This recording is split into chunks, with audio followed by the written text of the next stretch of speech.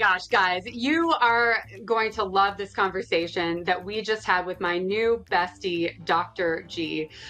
Dr. Deborah Gilboa, MD, known as Dr. G, is a resilience expert helping organizations and leaders turn stress into an advantage. Using science-backed strategies, she guides teams to navigate change while staying true to their mission. With contagious humor that she developed at Second City, which is part of the reason that she's my girl, she bridges generations, rewiring mindsets to build resilience through personal accountability, a fresh approach to adversity. A regular guest on the Today Show, Good Morning America, and The Doctors, she's also featured in Forbes, The Washington Post, and The New York Times. Dr. G is a board-certified family physician and clinical associate professor at the University of Pittsburgh School of Medicine. Let's talk to Dr. G. Hello and welcome to the Power Up Your Life podcast powered by GoBundance Women. I'm Mandy McAllister. And I'm Kelly Resendez. And today we have the one and only Dr. G. Hello, Dr. G. How are you? Hi. I'm so excited to be here. Oh, me too. We were very fast friends when we had a chance to meet offline, but I'm so excited to get the audience your story and your wisdom. So why don't we start at the beginning? Tell us a little bit about your journey and what it is that you do. So I'm on careers 3 and 4. I started off in theater and television. That's what I got my undergraduate degree in, and then weirdly actually went on to succeed in those areas. And I was working in theater and I got a really incredible job, and I maybe peaked kind of young. I was at Second City in Chicago, and there was really no up from there. And I would have been okay with that because every day is different, lots of things to do. I'm Sesame Street generation, so I like that kind of turnover. When I realized that a lot of the people around me were using a lot of substances, treating themselves and each other pretty badly, and I thought, I could do this for 5 years. I'd been there for a year and a half, I could do this job for 5 years, but I don't want to do it forever. And so I tried to be as open-minded as possible. If I wasn't doing this, what would I do? Let's assume I can pay the rent for a minute, and what would I do? And the more I thought about it, the more I realized I wanted to be a doctor when I grew up, which was the career that I had in mind, like all the way through junior high and high school. And so then my next problem was, how do I earn money while I would get the requirements I would need for that, take the tests, do the interviews, all that. And I had worked at a theater company called Deaf West Theater Company. So I became an American Sign Language interpreter, which is a really great flexible job that you can do around other things and takes certification and effort, but really turned out to be the right way for me and piqued my interest. So I went to medical school, I went to residency, and I mostly served the deaf community in my residency and when I got out as an attending physician. And so I'm a family doctor, I'm having kids, I'm raising my family, and I realized that there is this gap in my ability to take care of people. And that gap is not my time. That gap is not even my medical knowledge, but there's something else. I'm looking at some people who are dealing with their medical struggles, their injury, their illness, and then thriving. And some people who are so set back by something that maybe on paper would look even less than the struggles somebody else was dealing with, and they're just overwhelmed. They can't handle it. And they never get to a place that they really feel like they're okay. And I wanted to know, what's that difference? What am I not giving them, or what are they not finding? What are we not getting to together? And the medical research calls that difference patient resilience, which might be a cop-out on the part of Western medicine. I totally understood that even at the time. But my mom of blessed memory used to say, annoying things can still sometimes be true. So I thought, what if that's true? What if it is patient resilience? What is that? And how can I write a prescription for it so people can have it?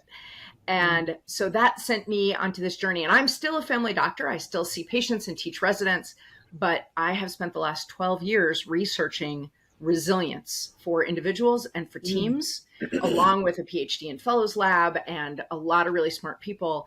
And this is my passion. This is the way I'm going to make the world a better place, is by helping people understand, how do I make myself more resilient? And how do I make the people around me more resilient? By which I mean able to navigate change towards a positive goal. I think I'm so in agreement, and I have binge watched all of the TED Talks that you have put into the world. So I am so in agreement that being able to get through the hard, to manage the hard while you're in it and get through, is the single straight line of the most successful people that I've ever seen. And I think, maybe tell me a little bit about, like, in your own journey, do you think that you chose your hard? You walked away from what was arguably like the peak of the peak, having done some Second City improv myself, that it's the peak of the peak, and you made the hard choice for the life you wanted to live. Talk to me about, when you were in that. What was the resilient stuff? What were the choices you were making for yourself to build that better life? Okay, so I love that you asked about a choice that I'm really pleased I made, because I think people think hard and even resilience, and they think only struggle, adversity, challenge, but we actually need resilience even in the face of great change. We need resilience in the face of success, which the change you're asking about was not immediately successful for me, but even in the face of fantastic opportunity, stuff we dreamed about, worked towards, prayed for, we need resilience in the face of that change also. That change is hard neurochemically on our brain. And that's the focus my work has taken, is like, what actually chemically happens in our brain when we experience change, and what does it do to us? How can we diminish the negative effects and increase our success with it? To answer your actual question, I looked at the situation I was in, and honestly, a couple of things had to be pretty hard that staying would have been hard to make leaving feel more possible. And I think that was because I was in my mid-20s. In my mid-20s, I didn't recognize that it was okay to leave a good situation for something better. That was not intuitive to me at all. I love it. Have either of you experienced that, like, guilt of thinking about leaving a good situation for something you genuinely believe could be better but will be harder? So many times, Dr. G. So many times. And I think only some of us have the courage to do that, because there's so many shoulds, right? Like, I had a super successful career. Should I leave it to go do something that's more world positive and world changing? So much goodness here. And I love that you are a neuroscience junkie and you're a creative. Very rare to meet people like that. So excited to kind of dig into, some steps. If somebody's in it right now, let's just say they're in it and they've got some worry, they've got some doubt. Maybe they're thinking about scaling their company, or they're thinking about starting a company or doing something new. What are some actionable steps if somebody's feeling the feels, right? And they really don't know how to get out of their own way? What actionable steps would you give somebody? So the first thing I want to do is encourage you that loss, distrust, and discomfort are our brain's speed bumps. It is not your brain saying, this is for sure the wrong thing to do, don't do it. We have this narrative in our society, oh, you got to trust your gut. And if your initial gut feeling was no, first of all, it's not your gut, it's your brain. That just annoys me. But anyway, love that. Second of all, that's your brain's job to say, hang on. And caution is great. Your brain has a million functions, but only one job, and that job is to keep you alive. So since, good news, you're currently alive, that means all change is suspect. All change, even the stuff that's going to be excellent. So that suspicion comes out with your amygdala putting out these chemicals that say, what could you lose? And I don't mean like $5. I mean, what could you lose that you need for your safety, relationships, housing, income? Do I trust this? Do I trust me in this situation? Do I trust that this is real, that I'll get this, that I could do this? And lastly, and most insidiously, what will be uncomfortable about it? Right? So loss, distrust, and discomfort are our brain's way of making sure that we're going to be as safe as possible. It doesn't necessarily mean we shouldn't go. So if you are feeling swamped by loss, distrust, discomfort, what I want to say to you is that just means your brain is healthy. Don't take that as the final word that this is a bad idea. Love that. I love that. I'm putting that in my pocket for later. And I want to step back, because you told me that we're really talking to powerful leaders here. And I want to say to all those leaders, a mistake that we make in leadership is we announce a change to our company, to our family. I mean, to anybody, we announce a change And when people experience loss, distrust, and discomfort, we think either that's a referendum on my leadership or that's a referendum on their character, right? Don't they trust me? Don't they know I care about this as much or more than anyone? I thought this through. I'm good at my job. Or what's wrong with these people that they're closed-minded, obstinate, difficult, old-fashioned? And it is not a referendum on anyone. It's a reflex. Like if I tapped your knee with my reflex hammer, you'd kick. Yeah. So just step out of the way, recognize and expect the reflex, say to yourself, okay, their brains are healthy. And there are strategies for helping other people navigate that more smoothly afterwards. But please don't take that reflex as a referendum. So, okay, you asked me for strategies, and here's what I would say. The first thing is, if this is a change you can choose or not choose, right? If it's up to you, then the question is, does it best align with who you mean to be, with the life you're aiming at? Right? That's what boundaries are. Boundaries are figuring out if my priorities are aligned with this thing that I might say yes to or might say no to. So the first question, if you're still in the if I do this, should I do this? Then the question is, do you genuinely believe that this gives you the best shot right now at the future you're aiming for?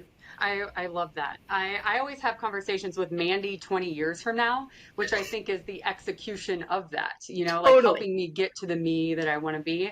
And I also feel like that leadership tip that you just gave, I'm going to think about that when I'm talking about teenagers. For sure. I think that the parenting piece in that is really incredibly important. But, as this resilience expert, the Today Show appearances, all of the things, you are the resilience voice of the world, in my opinion. Thank you. Talk to me because we're mostly leaders who listen to this podcast, right? So we are not only looking to cultivate resilience in ourselves, we need to cultivate resilience in our teams. Tell me a couple of strategies of what we can do in our organizations overall to have that resilience at every level. The first thing is to not expect that you interviewed for resilience or you hired for resilience, and therefore that person will always be resilient. Resilience it's like the stock market.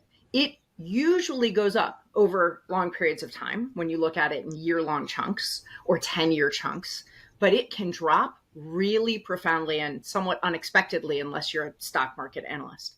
Okay, so I love this. I just wish we could just sit in this. Like, I can see it. Like, what a tool for people to be able to see. Amazing. Sorry to interrupt. It was so good. I'm really glad you did. I think this is super important because it really undermines leaders' beliefs in themselves, or if you have a larger organization, in your hiring managers, in your HR, in your department heads, when you see people struggling with their resilience, because you think, we must have picked the wrong people. And yet, we've all experienced having a sudden drop in our own resilience. So we know, and I would bet that everyone in the sound of our voices is, in general, resilient. You don't get to be a successful woman without a fair amount of resilience. Our research has shown, though, that resilience is not a trait. It's influenced by a few traits. What do I mean when I say a trait? I mean something that is fixed over your lifetime. Your eye color is a great simple example of a trait.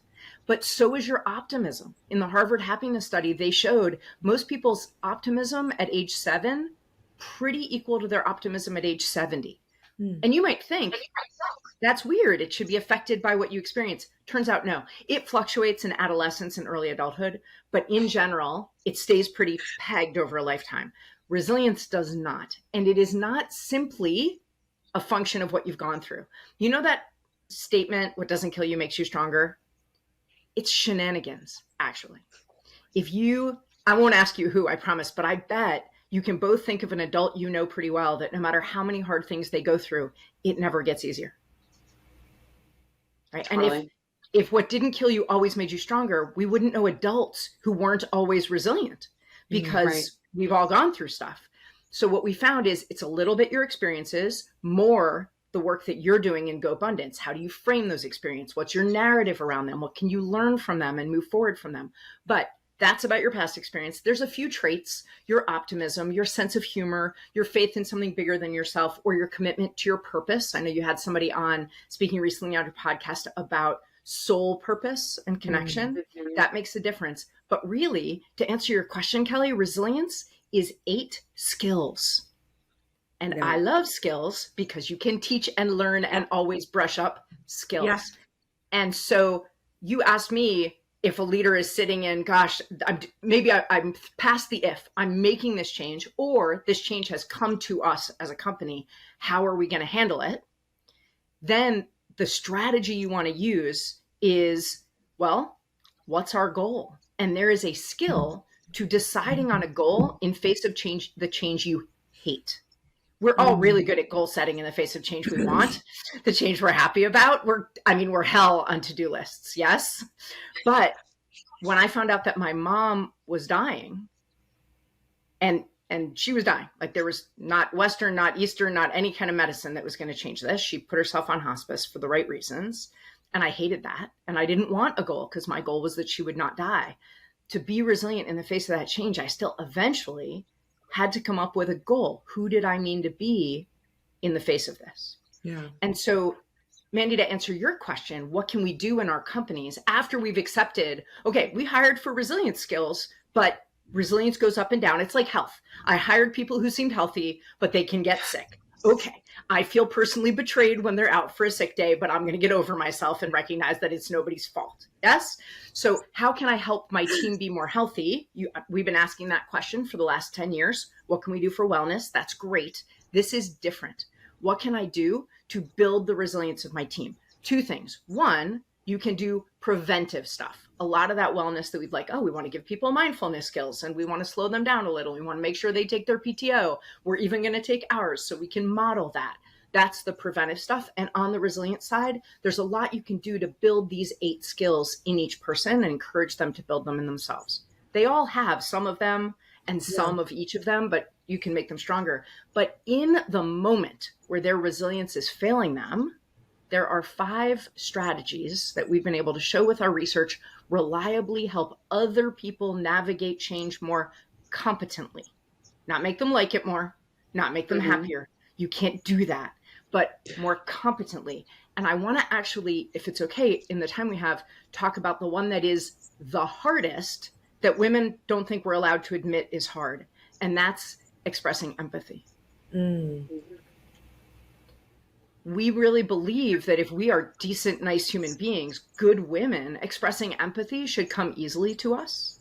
And so when we struggle to do it, we hide that, we feel shame about that. But expressing empathy is incredibly difficult. And there are 7 cognitive barriers to expressing it. None of them is whether or not you're nice. The biggest barrier that women leaders feel towards expressing empathy, there's like 4 that come in very close to first, like statistically significantly pretty much the same. One is we feel responsible for the thing the person is mad about or upset about. And so it feels somehow disingenuous to express empathy. One is we disagree with the behavior or the attitude or the action that came out of the emotion. And Mandy, I'm gonna take this back because we both have teenage boys. When he's done something really not okay because of an emotion that we can absolutely recognize, you can see why we feel like, well, if I express empathy for that emotion, he's going to take that low key, it's okay that he hit that guy. Right. And that's a cognitive barrier. I don't want to express empathy because I think he's going to take that as an endorsement of the bad behavior or the bad decision. It's not true, but these are the barriers our brain tells us. Another is that we disagree with the emotion the person's having. Like they feel ashamed. We're like, no, you should be proud. You did a great job, which seems nice, but isn't empathy. Those 3, there's an easy hack, which is empathy and consequences, not but, and. So I have empathy for your emotion. And this thing I said is still the case. If I caused the problem, right? And we still don't allow unlimited PTO. Empathy and consequences. I totally have empathy for the frustration you are feeling, and we don't hit people. And there are consequences for that, right? Yeah. I totally have empathy for the fact that you feel like that presentation went terribly, and we got the account. So right, a win is a empathy win. And the last one that's really hard for leaders is when somebody does something that impacts us greatly. They hurt the reputation of the company we strove to build. And we think, How can I express empathy? I am doing cleanup. I'm angry. I'm hurt. And in this case, I want to say empathy may not be available to you in that moment. There are 4 other strategies. That's okay. Yeah. No, that's so good. And I'm sure everyone's wanting more, which we'll get to your information at the end. So everyone hanging on the cliff with me on the other strategies, that's awesome. I'm going to take you up a few levels of consciousness here, because I've been in this work for, 20 plus years.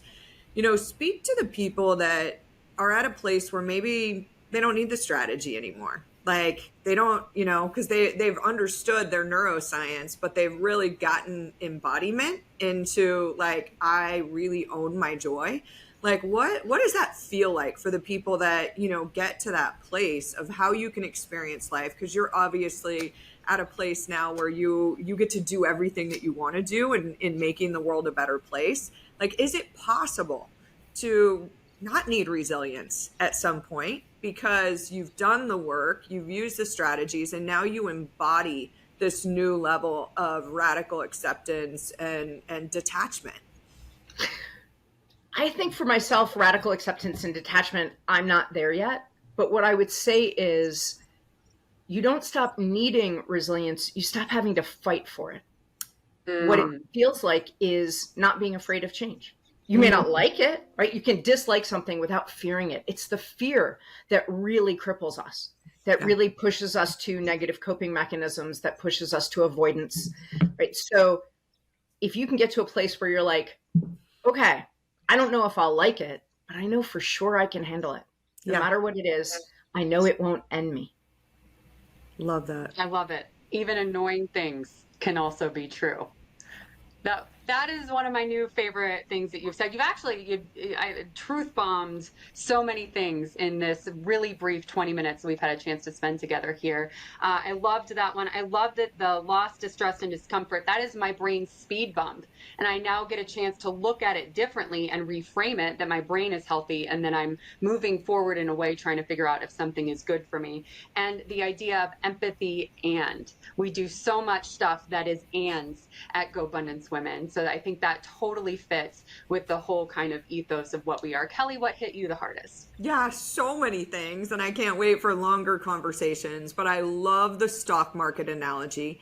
And I think where people are really going up, they don't anticipate that they can fall as far as they do. And having these strategies available to them will be super helpful. The second thing is just that this is a skill.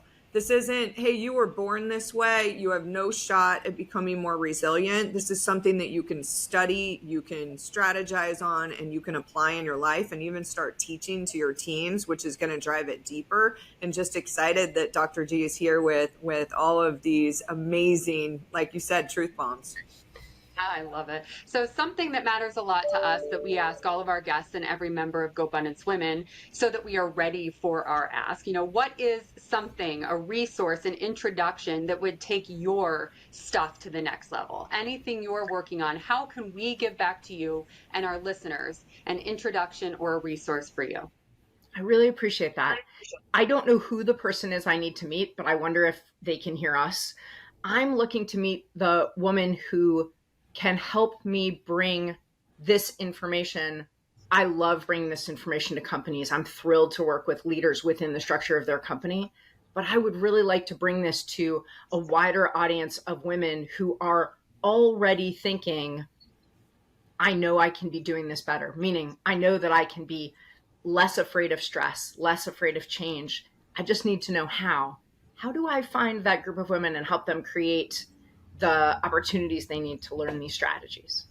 Well, Mandy, it sounds like people should head over to Power Up Your Life now, including Dr. G, because where we've got a ton of resources to be able to help people impact more women and influence more women. So we'll have to take that conversation offline. I adore the work you're doing for the world and the huge dent that you're putting into the world. So what a pleasure to have you here today. So thank you for joining us on the Power Up Your Life podcast. For anybody that you know that needs a little more resilience, they're in it, they need to get out of it, they need these strategies, and to realize that they're just skills, make sure you share this episode, like and follow us, and we will see you on the next episode. And don't forget to check out GoBundanceWomen.com, where we are definitely here to support you as well. See you next week.